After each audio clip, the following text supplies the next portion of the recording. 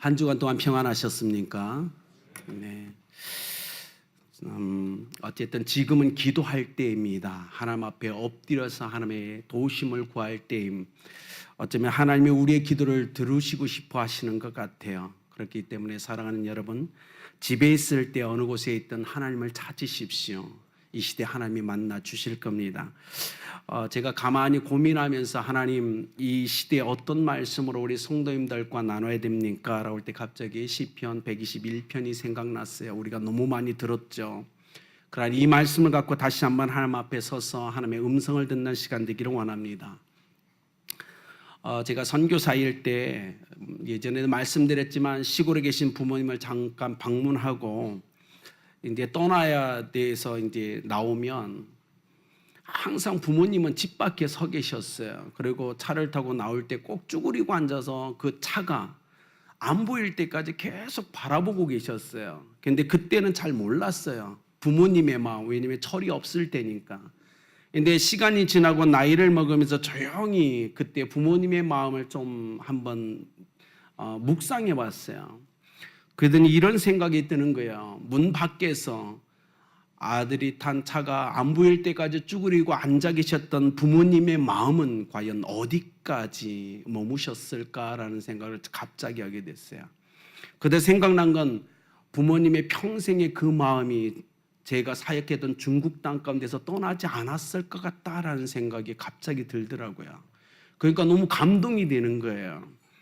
아들을 선교지에 보내놓고 마음이 함께 그 땅에 머물면서 새벽을 깨우며 끊임없이 기도했던 부모님의 마음.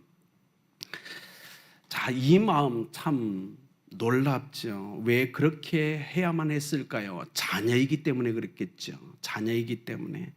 아마 이곳에 계신 우리 성도님들도 비슷할 겁니다. 자녀를 미국으로 유학 보내거나 떠나보낸 후에 아마 부모의 마음은 항상 그곳에 있을 겁니다. 그들을 향하여 있을 겁니다.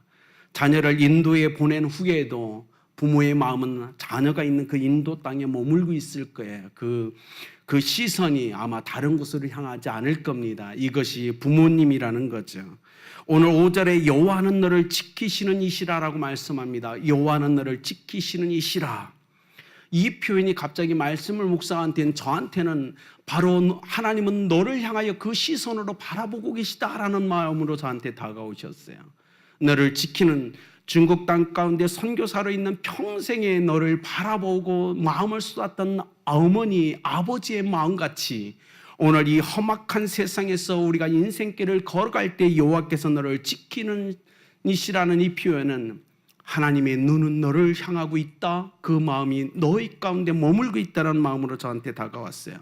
왜 그렇죠? 하나입니다. 우리가 자녀이기 때문에 그래요.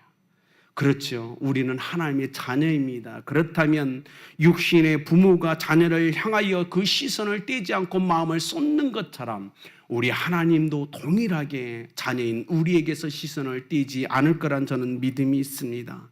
오늘 이 121편은 이스라엘 백성이 예루살렘에 하나님을 예배하러 올라가면서 불렀던 찬양이에요.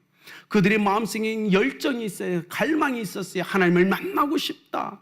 나를 평생에 도우셨고 내 조상들을 도우셨던 그 하나님을 만나고 싶다. 그리고 그 하나님을 예배하고 싶다.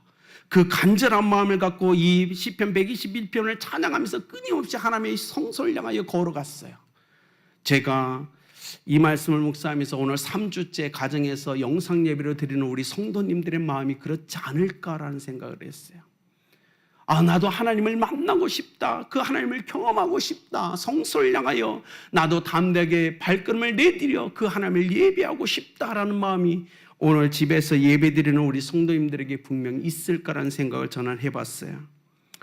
여러분, 예루살렘에 도착할 때까지 지키시는 그 하나님, 그리고 그곳에서 예배하는 모든 시간 동안 함께 하신 그 하나님, 제가 이 시간 원하기는 우리의 아버지 되신 하나님께서 이곳뿐만 아니라 오늘 가정에서 예배하는 우리 성도님들 마음속에 그런 놀라운 축복을 주시기를 원합니다. 또 우리 3주간 앞으로 얼마가 될지 모르지만 그 시간 동안 오늘 집에서 예배하는 성도님들의 마음속에 끊임없는 이 갈증과 갈망이 일어났으면 좋겠어요. 어찌할 수 없는 상황이지만 가정에서 예배드리며 오늘 121편을 찬양으로 올려드리며 예루살렘 성전을 향하여 나갔던 이스라엘 백성처럼 그들도 하나님 하루속히 성전을 향하여 나가서 하나님을 만나고 싶고 경험하고 싶고 하나님 예배하고 싶습니다라는 갈망이 예전보다 더 2배, 3배, 4배가 되어 이곳 가운데 함께 모여서 하나님을 예배했으면 좋겠어요. 하나님을 정말 만나고 싶다. 하나님을 경험하고 싶다. 예배하고 싶다. 우리 하나님은 우리 삶의 주변에서 항상 일하고 계십니다. 믿으십니까? 언제나 우리와 사랑의 관계를 놓치지 않으려고 부단히 우리 가운데 함께하고 계세요. 그러면서 끊임없이 하나님만 이룰 수 있는 위대한 일에 우리를 초청하고 계신 그 하나님, 오늘 우리가 인생을 살 때 성령님으로 말미암아 우리가 말씀 보고 기도할 때, 다른 사람과 대화 나눌 때, 말씀을 들을 때 우리 가운데 역사하시고 깨닫게 하시며 듣게 하시는 성령의 역사하심이 분명 우리의 삶 가운데 있습니다. 오늘 121편을 통해서 제가 나누고 싶은 게 그거예요. 아버지의 마음, 그 하나님을 경험하셔야 됩니다. 하나님은 이곳에 있고 우리 가정 가운데 있어요. 우리 하나님의 백성된 자녀들 그 삶 가운데 분명 지금도 함께 하실 걸 저는 믿고 있어요. 그렇기 때문에 오늘 이 갈망을 가지고 하나님 앞에 거룩한 예배자로서는 이곳에 또 가정에 있는 우리 성도님들께 예수님의 이름으로 축복합니다. 오늘 본문에서 우리가 그 하나님을 좀 경험했으면 좋겠는데, 첫째, 우리를 지키시는 하나님을 믿고 경험해야 된다는 겁니다. 하나님은 지키신다는 말이 오늘 본문에 6번이나 나와요. 여러분, 하나님은 지키신다, 지키신다. 히브리어로 샤마르입니다. 뭔가 지킨다, 보존하다, 주의하다, 관찰하다. 왜 주의하시고 관찰하실까요? 자기의 자녀들인 이스라엘 백성을 지키시고 보호하시며 인도하시기 위해서 주시하시면서 바라보고 계신 거예요. 오늘 우리 하나님이 그런 하나님입니다. 그런데 왜 6번을 강조하셨을까? 말씀을 묵상하다 저는 그렇게 했어요. 구약적 배경에서 6일 동안 세상에서 열심히 일할 때 그 매일매일을 향하여 내가 너와 함께한다, 내가 너를 지킨다라는 말씀을 선포하고 싶지 않으셨을까? 그래서 본문을 통해서 6번이나 나는 너를 지키는 자다, 나는 너를 지키는 자다, 새로운 한 날이 시작됐을 때 나는 너를 지키는 자라고 선포하신 그 하나님의 마음이 아니었을까? 어떻게 지키셨죠? 그림자같이 낮의 해와 밤의 달이 상하지 않고 해치지 못하도록 항상 우리를 지키셨던 그 하나님, 우리가 이렇게 질문할 수 있죠. 왜요? 하나님 왜 낮의 해와 밤의 달이 우리를 상하지 않고 해치지 않도록 왜 우리를 지키셨죠? 하나님 왜 그림자같이 우리에게 바싹 붙어서 우리가 동행하셨죠라고 질문한다면 하나님은 이렇게 선포할 것 같아요. 왜냐하면 너는 내 아들이니까, 왜냐하면 너는 내 자녀니까, 예수 그리스도의 십자가의 보혈의 대가를 지불하고 내가 너를 낳았단다. 예수님이 십자가에 못 박혀서 그 처절하게 보혈을 흘리시면서 하나님은 우리를 낳으셨어요. 그렇기 때문에 오늘 주님은 우리에게 얘기하는 거예요. 너는 내 아들이다, 너는 내 딸이다. 그러니 내가 낮에도 밤에도 불철주야 너를 지킬 거야. 너는 내 자식이니까. 여러분 그렇지 않을까요? 오늘 보십시오. 이 찬양을 하고 있는 이스라엘 이 시편 저자는 그의 삶에 고통이 없었을까요? 그러면 어려움이 없었을까요? 질병이 없었을까요? 아니요, 있었을 겁니다. 그도 동일하게 우리와 같은 인생을 살았던 사람이에요. 그러나 어려운 고통 가운데서도 그는 확신했어요. 하나님은 내 하나님이다라는 사실. 우리가 오늘 21세기를 살아갈 때 우리도 확신해야죠. 하나님은 우리 하나님이십니다. 그런데 어떤 분들은 이렇게 불평할 수 있어요. 하나님이 살아계시다면 어떻게 이런 일들이 일어날 수 있습니까? 어떻게 코로나 바이러스가 창궐해서 이렇게 수백 명의 사람들이 죽어갈 수 있습니까? 어떻게 하나님이 살아계시다면 아프리카와 시리아 난민들의 그 어린아이들이 처절하게 죽어갈 수 있습니까? 추위와 배고픔 가운데 죽어갈 수 있죠? 라고 질문할 거예요. 아니요. 그러나 우리는 하나님 앞에 서야죠. 때로는 환경적 요인에 의해서 우리는 죽어갈 수 있어요. 때로는 우리의 인간의 욕심과 교만 때문에 사람은 죽어갈 수 있어요. 때로는 그 범죄를 지켜보지 못하는 하나님의 거룩하심 때문에 진노 가운데 죽어갈 수 있어요. 그럼에도 불구하고 우리가 감사한 건 이 모든 것을 주관하시는 분은 하나님이라는 사실 앞에 우리는 감사해야 된다는 겁니다. 고통과 고난의 원인은 수가지지만 그러나 우리는 감사할 건 그 모든 것이 하나님의 역사심에 있다는 것 때문에 우리는 감사할 수 있어야 됩니다. 7절에 여호와께서 너를 지켜 모든 환난을 면하게 하시며 또 내 영혼을 지키시리로다. 재난을 당할 수 있습니다. 불의의 사고와 질병에 걸릴 수 있어요. 어려움이 몰려올 수 있어요. 그럼에도 불구하고 우리가 감사할 수 있는 건 뭐죠? 하나님은 나를 지키시는 분이시다라는 확신이 있기 때문에 감사할 수 있는 거예요. 이 어려운 시기를 겪는 우리 아름답게 성도님들에게 제가 원하는 건 이 확신 가운데 거해야 된다는 겁니다. 확신 가운데 돼요. 두려움에 사로잡히면 명령력이 떨어지게 돼 있는 거예요. 근심, 걱정, 염려에 사로잡히면 믿음은 사라지고 여러분 면역력은 떨어지게 돼 있어요. 그렇기 때문에 어느 곳에 있는 것이 중요한 게 아니라 어느 곳에 있든 하나님에 대한 믿음을 잃지 말아야 된다는 게 더 중요한 거예요. 그래서 평안해야 돼요. 하나님이 지키실 거다. 예수 그리스도의 어린 양의 보혈을 오늘 그 흔적을 갖고 있는 나를 넘어갈 거다라는 믿음 가운데 우리는 담대하게 살아가야 된다는 겁니다. 오늘 성경에서 그래서 두 번째로 이렇게 합니다. 하나님은 너희 아버지는 돕는 자이시다. 그를 믿어라 라고 얘기합니다. 두 번째로 많이 등장하는 건 도움이란 뜻이죠. 1절, 2절을 보십시오. 내가 산을 향하여 눈을 들리라. 나의 도움이 어디서 올까? 나의 도움은 천지를 지으신 여호와에게서로다. 여러분, 모든 보호하심과 인도하심의 근원 되시는 분, 그 힘과 생명의 근원 되시는 분은 하나님이십니다. 그런데 그 하나님이 우리의 아버지세요. 이게 엄청난 거 아닙니까? 여러분, 우리가 날마다 선포하잖아요. 우리는 하나님이 우리 아버지 되신다고요. 그분은 전능하신 분이에요. 그렇기 때문에 사랑하는 분, 사랑하는 성도들 그 믿음 가운데 거해야 된다는 겁니다. 여러분, 하나님께서 때로는 우리가 인생을 살 때 이렇게 해죠. 하나님이 전능하신데 왜 하나님 자기밖에 모르는 이기주의 같은 그런 사람들에게 복을 자꾸 주세요라고 질문해 본 적이 있으세요? 저는 해봤어요. 오히려 선량하고 다른 사람을 살피고 돕는 자에게 왕창 복을 주셔서 그를 통하여 많은 사람을 도우면 더 감사한데 왜 우리가 봐도 아닌 저 사람에게 축복을 주고 경제적 축복과 물질적 축복을 주십니까? 라고 질문 안 해보셨어요? 저는 해봤어요.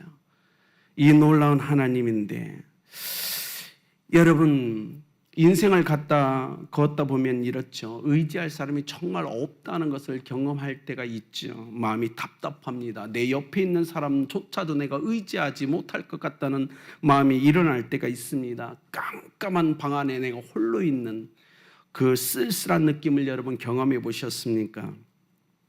누군가 아무도 내가 의지할 사람이 없다라는 것. 여러분, 그 절망 가운데 오늘 시편 기자가 길을 걷다 멍하니 서서 먼 산을 바라봅니다. 그리고 마음이 막막해 오는 거예요. 외롭고 쓸쓸한 거예요. 도저히 자기가 할 수 있는 일이 전혀 없었거든요. 먼 산을 바라보는데 갑자기 깊은 깨달음이 그에게 몰려옵니다. 뭐죠? 먼 산을 바라보는데 원어적으로 산이 아니고 산들이에요. 많은 산을 보고 있는 거예요. 갑자기 깊은 깨달음. 아니, 저 많은 산과 저 많은 골짜기를 누가 만드셨지라는 질문이 갑자기 마음속에 떠오르는 거예요. 답답해서 먼 산을 멍하니 바라보고 있는데 갑자기 놀라운 깨달음이 오는 거예요. 그런데 저 산은 누가 만들었지? 저 골짜기는 누가 만들었지? 그 고민을 하다 갑자기 그가 2절을 외칩니다. 나의 도움은 천지를 지신 여호와께서로다. 엄청난 선포죠. 갑자기 놀라운 깨달음이 오니까 믿음이 일어나는 거예요. 방금 전까지 힘들었거든요. 외롭거든, 쓸쓸했거든요. 그래서 멍하니 먼 산만 바라보고 있었는데 내 안에 질문이 생기면서 답이 나옵니다. 천지를 지으신 여호와께서로다. 여러분, 우리는 이 선포를 해야 되는 거예요. 막막하십니까? 외롭고 쓸쓸하세요? 성도님들, 그러면 멈춰 서십시오. 멈춰 서서 멍하니 바라보셔야 돼요. 그리고 내 안에서 올라오는 질문을 고민하셔야 돼요. 그리고 이 오늘 시편 기자처럼 답을 찾아내셔야 돼요. 나의 도움은 천지를, 저 산과 저 계곡을 지으신 저 하나님에게서로다라는 답을 얻으셔야 된다는 거예요. 그럴 때 희망이 일어나는 거예요. 그런 때 인생이 두렵지 않습니다. 인생에서 일어나는 어떤 것도 두렵지 않은 거예요. 오늘 이 시편 기자가 그걸 경험하고 있는 거예요. 방금 전까지 나는 너무 힘들었는데 마음이 아팠는데, 외롭고 쓸쓸했는데 갑자기 내 안에 일어난 그 물음 때문에 그 하나님을 만나게 된 것. 오늘 이 코로나 바이러스 때문에 우리가 고통 가운데 있지만 우리는 코로나 바이러스를 바라보면 안 되는 사람들입니다. 우리는 모든 것을 주관하신 그 하나님을 지금 발견해야 될 때인 거예요. 그 하나님을 만나야 될 때인 거예요. 그분은 전능하십니다. 여러분, 시편 기자처럼 우리가 그런 확신 가운데 하나님을 만날 수 있다면 우리의 마음 얼마나 평안할까요? 우리의 삶이 얼마나 행복할까요? 저는 정말 이 말씀을 준비하면서 아름답게 모든 아동들이, 중고등부 학생들이, 청년들이, 우리 청년들이 이곳에 있던, 집에 있던 이 하나님을 발견해야 된다고 저는 확신하는 사람이에요. 이 한 주간 그 하나님을 만나야 됩니다.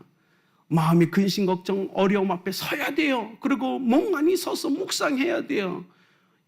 그리고 그 안에서 그 모든 것을 해결자, 나를 도우실 분이 누군지를 발견할 수만 있다면 우리는 담대해질 수 있을 겁니다. 1989년도에 강도 8.2의 아르메니아에서 엄청난 대지진이 일어났어요. 짧은 시간 4분 만에 3만 명이 죽고 맙니다. 그런데 이 지진이 났을 때 아르망이라는 어린이의 아버지가 불이 났게 아들이 공부하는 초등학교를 위하여 열심히 달려갑니다. 그리고 아들이 그 공부하던 그 교실에 그 위치에 머물러서 36시간 어떤 밥도 물도 마시지 않고 무너진 콘크리트 조각들을 36시간에 걸쳐서 끊임없이 끄집어내고 던지는 거예요. 여러분, 그 많은 사람들이 말렸어요. 그럼에도 불구하고 그는 그 자리를 떠나지 않았어요. 그의 마음에 보여 이 안에 내 아들이 있다라는 갈망이 있었거든요. 그래서 끊임없이 36시간 정말 땀이 빗방울이 뛰듯 쏟아지는 그 상황 가운데 그 자리를 떠나지 않고 콘크리트 조각들을 다 걷어내기 시작한 어느 순간 그 속에 있던 아들이 아버지의 얼굴을 본 거예요. 그리고 아버지의 얼굴을 보자마자 아르망이 아버지를 향하여 이렇게 얘기합니다. 아빠, 어떤 일이 있어도 내 곁에 있겠다고 아빠 말씀하셨죠. 그래서 저는 아빠가 올 줄 알고 있었어요. 그래서 우리 반에 33명 중에 제가 14명을 데리고 아빠를 기다리고 있었어요. 여러분, 우리 하나님이 그런 하나님이심을 믿으십니까? 여러분, 자식을 사랑하는 마음은 우리나 하나님이나 똑같은 거예요. 이 험한 세상에 하나님의 자녀인 우리가 이렇게 고통 가운데 있을 때 우리보다 아버지 하나님의 마음이 더 타는 겁니다. 더 애타는 거예요. 우리 하나님은 그런 하나님이심을 믿으시길 바랍니다. 이 어려운 시기에 우리는 그 하나님을 경험해야 돼요. 그분이 우리의 아버지 되심을 경험해내야 됩니다. 4절에 졸지도 아니하고 주무시지도 아니하시리로다. 아버지 하나님이 어떻게 우리를 지키신다고요? 졸지도 않고 주무시지 않고 24시간 눈을 뜬 상태로 우리를 바라보시면서 우리를 지키신다고 얘기하십니다. 우리에겐 그런 아버지가 있는 것, 이거 행복하지 않으세요? 그럼에도 불구하고 우리는 왜 자꾸 그 아버지를 놓치죠? 우리는 왜 자꾸 그 아버지를 소홀히 하죠? 사랑하는 여러분, 모든 사건과 사고에서 내 아버지는 우리를 지키실 겁니다. 하나님의 때가 되기 전까지는. 그리고 행여나 우리의 연약함 때문에 우리가 쓰러지고 넘어지고 범죄해서 우리가 다칠지라도 하나님은 다가오셔서 우리 옆에서 우리를 지키시고 위로하시며 치유하시는 분임을 믿으시길 바랍니다. 왜죠? 아버지기 때문에 그래요. 아버지는 위대한 거예요. 오늘 이 시편 기자처럼 이 한 주간 조용히 나의 마음속에 있는 부담이 뭔지, 근심이 뭔지, 어려움이 뭔지를 묵상하다 하나님을 만나는 귀한 시간이 되었으면 좋겠어요. 아, 그렇구나. 하나님이 내 아버지지. 그분은 능력 많으신 분이시지. 그분이 아버지라면 그래, 자녀인 나를 지키실 거야, 나를 도우실 거야 라는 확신, 이 확신을 이번 한 주간에 우리는 경험해내야 됩니다. 세 번째로 이렇게 얘기합니다. 지키시되 어떻게 영원토록 지키시는 분이라고 이야기합니다. 영원토록 지키시는 분을 믿어라 라고 얘기합니다. 여러분, 한 자녀가 있었어요. 오래된 사과나무가 한 그루 있었는데 이 아들이 갑자기 오래된 사과나무에 올라타는 거예요. 그러더니 이 사과나무가 아들의 무게를 견디지 못하고 가지가 부러지기 시작합니다. 그러니까 아들이 덜컥 겁이 났어요. 그래서 나무 밑에 있던 사람들에게 도망가라고, 피하라고, 나무가 부러지고 있다고 소리쳤어요. 그런데 그 모습을 지켜보던 아버지가 얼른 달려와서 아들을 향하여 외칩니다. 뛰어내리라고, 내가 너를 받겠다고. 그러자 아들이, 아버지, 저는 아버지를 믿습니다 하고 뛰어내리고 아버지는 아들을 받은 거예요. 우리의 인생은 어떻게 비유할 수 있을까요? 우리의 인생은 이 오래된 나무 같다는 거예요. 언제 부러질지 모르는 것이 인생이라는 겁니다. 그럼에도 불구하고 우리가 감사한 건 언제든 우리가 부를 때 달려오셔서 우리를 안으실 그 한 분이 우리에겐 있다는 거예요. 오늘 시편 121편에 우리 하나님은 그런 하나님입니다. 그런 아버지세요. 여러분, 오늘 이 영원토록 우리를 지키시는 이 하나님을 우리는 경험해내야 됩니다. 그런데 이렇게 얘기하죠. 여호와께서 너희 출입을 지금부터 영원까지, 지금부터 언제까지? 영원까지. 왜 시편 기자는 영원이란 말을 강조하고 있을까요? 왜냐하면 이는 이렇게 생각했어요.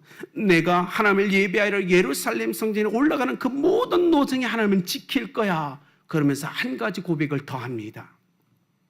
거기에서 하나님은 끝나지 않고 천국문에 이를 때까지, 그 영원한 그때까지 지킬 거야. 그래서 인생의 길을 뛰어넘어서 믿음의 고백을 해요. 지금부터 영원까지. 여러분, 이거는 엄청난 믿음의 고백인 거예요. 멋진 신앙의 고백이죠. 예배하러 교회 가는 그 발걸음뿐만이 아니라 천국에 이르를 때까지 영원토록 나를 지키실 하나님, 여러분, 이 고백을 우리는 해야 돼요. 하나님은 우리의 삶이 아니라 영원 때까지 우리를 지키시는 분임을 믿으시길 바랍니다. 이게 가능한 이유가 있죠. 왜냐하면 우리 하나님이 전능하시기 때문에 가능한 거예요. 육신의 아버지에게 우리가 영원토록 지켜주시겠습니다. 질문이 잘못된 거예요. 우리 육신의 아버지는 영원토록 우리를 지키지 못해요. 그분이 살아있는 동안, 그것도 언제까지? 건강하실 때만 우리를 지켜줄 수 있는 거예요. 그러나 시편 기자는 얘기합니다. 나의 하나님은 영원까지 나를 지키실 거다라고. 여러분, 그 고백을 우리는 해야 됩니다. 하나님은 영원하신 하나님이세요. 그래서 우리를 영원토록 지키실 것임을 믿으시길 바랍니다. 이걸 지켜내기 위해, 영원토록 우리를 지켜내기 위해 하나님이 뭘 하셨죠? 예수 그리스도를 십자가에 못 박으신 거예요. 예수 그리스도의 십자가에 못 박음으로 우리를 영원히 지켜낼 수 있기 때문에 우리를 그 보혈의 놀라운 은혜 가운데 보자기로 싸서 영원히 우리를 지키기 위해서 하나님은 예수 그리스도를 십자가에 못 박으셨고 부활케 하셨습니다. 그러니 이젠 더 이상 의심하지 마세요. 하나님이 우리 성도님들 영원까지 지키실 겁니다. 그것이 성경이 우리에게 얘기하는 거죠. 8절에 우리에게 이렇게 합니다. 여호와께서 너희 출입을 지금부터 영원까지 지키시리로다. 여러분, 우리가 인생을 지금 많이 걸어왔잖아요. 걸어오면서 여러분 경험하지 않으셨나요? 하나님이 지금껏 여러분을 지키셨음을 믿으십니까? 예, 저보다 어린 사람도 수없이 죽어갔다고요. 근데 저는 이곳에 살아있어요. 아직도 하나님이 지키셨기 때문에. 그렇다면 우리가 이 믿음을 소유하지 않을 수 없잖아요. 지금까지 지켜준 하나님이 앞으로도 지키실 거예요. 그리고 영원토록 지키실 겁니다. 우리가 지금까지 경험했다면 우리는 이 고백을 해야 돼요. 하나님 믿습니다. 하나님이 영원토록 우리를 지키실 겁니다. 이곳에 있고 오늘 가정에 있는 우리 사랑하는 성도님들, 이렇게 영원토록 지키시겠다고 말씀하신 하나님 앞에 여러분 얼마나 많이 도망치려고 몸부림치셨어요. 얼마나 내 마음대로 살려고 노력해 보셨어요. 그러나 그것이 다 헛되다는 것, 여러분의 믿음이 성장하면서 이미 깨닫지 않으셨습니까? 그렇다면 이제는 누구의 말씀처럼 여호와께 돌아가야 됩니다.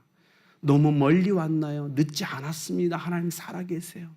그렇기 때문에 오늘 영원토록 지키시겠다고 그 역사하실 그 하나님 앞에 우리는 나가야 됩니다. 어떻게 오늘 시편 121편의 기자처럼 찬양하면서 하나님은 우리를 지키시는 분이십니다. 내 아버지십니다. 낮의 해와 밤의 달이 우리를 해치 못할 겁니다. 눈동자같이 그림자같이 나에게 바싹 붙어서 나와 동행하실 하나님이십니다라고 고백할 수 있어야 된다는 겁니다. 여러분, 그래서 신명기 33장 29절처럼 이스라엘이여 너는 행복한 사람이로다. 여호와의 구원을 너같이 얻은 백성이 누구냐라는 그 이야기를 믿지 않는 사람들을 통하여 우리에게 들려줘야 돼요.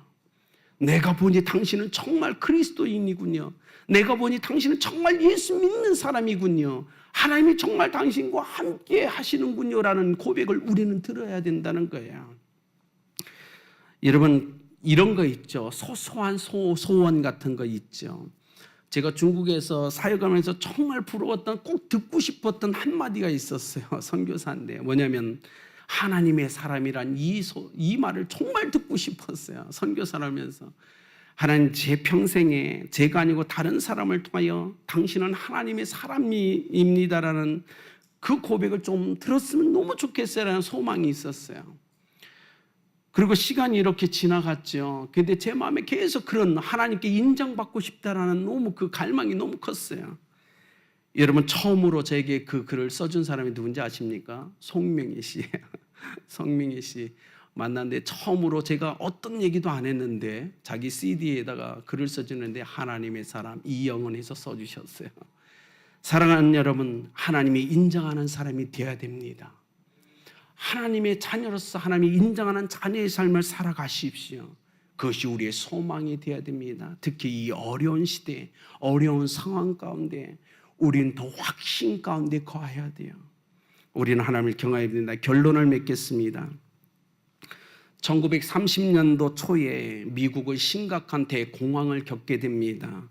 클레어린 목사님이 공장이 밀집된 흑인교회에 집회하러 갔어요. 그러면서 이렇게 생각했죠. 공장이 밀집된 이 흑인교회 대부분이 극빈자였고 60% 이상이 실직자였어요. 절망과 좌절 가운데 있을 거라고, 인생의 소망도 의욕도 없고 침통한 분위기 가운데 인생을 살아갈 거라고 그가 그렇게 추측을 했어요. 그리고 그들에게 위로해야 되겠다라는 말씀을 갖고 주일날 딱 갔어요.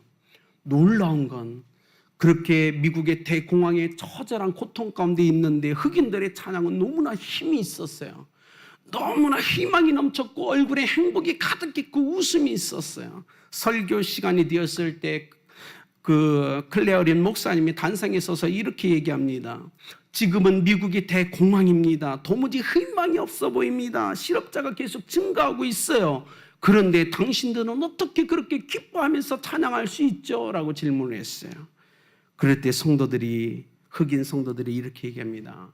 우리는 지금 예수 그리스도를 찬양하고 있습니다. 그리스도가 우리 곁에 계시고 우리를 돕는다고 약속하셨어요. 그런데 왜 우리가 기쁘게 찬양 안 할 수 있죠? 여러분, 그렇습니다. 오늘 주님이 얘기합니다. 영원토록 너희를 지키시리라. 환경이 어려울 때 누군가는 불평만 하고 있죠. 그러나 믿음 있는 사람은 환경이 어려울수록 주님을 더 의지하면서 주님을 만나고 경험하는 사람이 믿음의 사람인 것입니다. 오늘 아름다운 교회 성도님들은 이 어려운 시대에 주님을 더 깊이 만나야 됩니다. 주님을 더 깊이 경험해야 됩니다. 왜냐하면 하나님이 살아계시기 때문에 그래요.